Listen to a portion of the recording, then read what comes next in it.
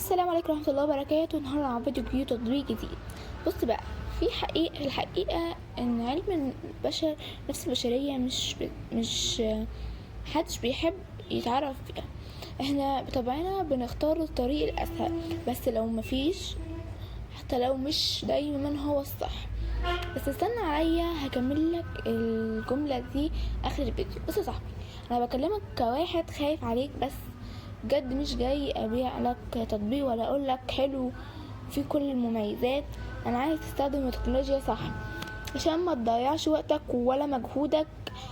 احنا بقينا عايشين في زمن التطبيقات، كل حاجة بقت بضغط زرار، اكل، مشاوير، تعليم، حتى تفكير بقى في تطبيقات بيساعدك بكل حاجة حرفيا. ومن ضمنهم التطبيق اللي طلع بقوة مؤخرة، تطبيق كوميت، متصفح ذكي، ذكي الاصطناعي، مساعد. وده مش مجرد متصفح عادي، ده كأنه صاحبك اللي بيفهمك ويدور معاك ويوفر عليك وقت كبير.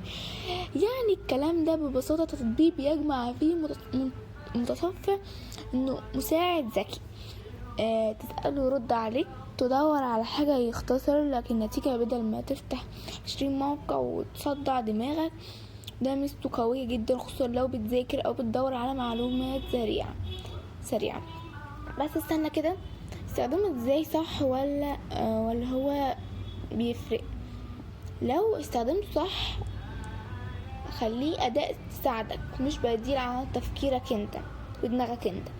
يعني اسأله بس راجع وراه الاجابات. الاستخدام يختصر وقتك مش يلغي مجهودك، لان اسهل غلطة تقع فيها انك تعتمد عليه في كل حاجة، وتبطل تفكير، وساعتها انت اللي هتخسر. نيجي بقى المميزات اللي الناس كتير بتتكلم عنها. اول حاجة السرعة، ناس كتير قالت ان هو بيوفر وقت كبير جدا في البحث. تاني حاجة انه بيسهل الاستخدام، مش بس محتاج تكون خبير عشان تتعامل معاه. تالت حاجة انه بيجمع كذا وظيفة في التطبيق واحد، وده نقطة عملية جدا. بس زي ما في حلو في الوحش برضو، شوية حاجات لازم تاخد بالك منها.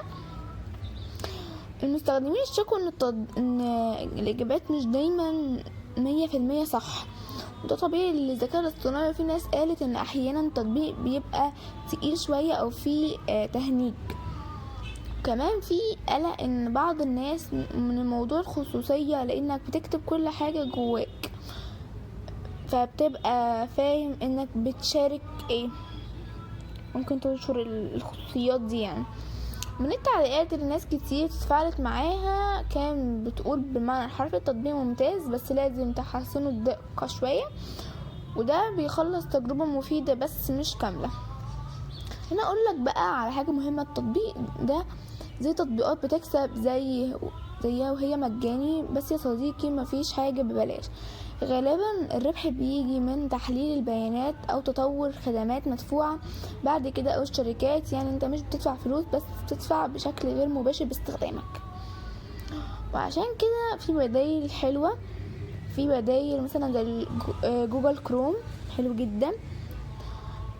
وفي مايكروسوفت ايد، واللي بيبقى فيه مميزات ذكاء اصطناعي.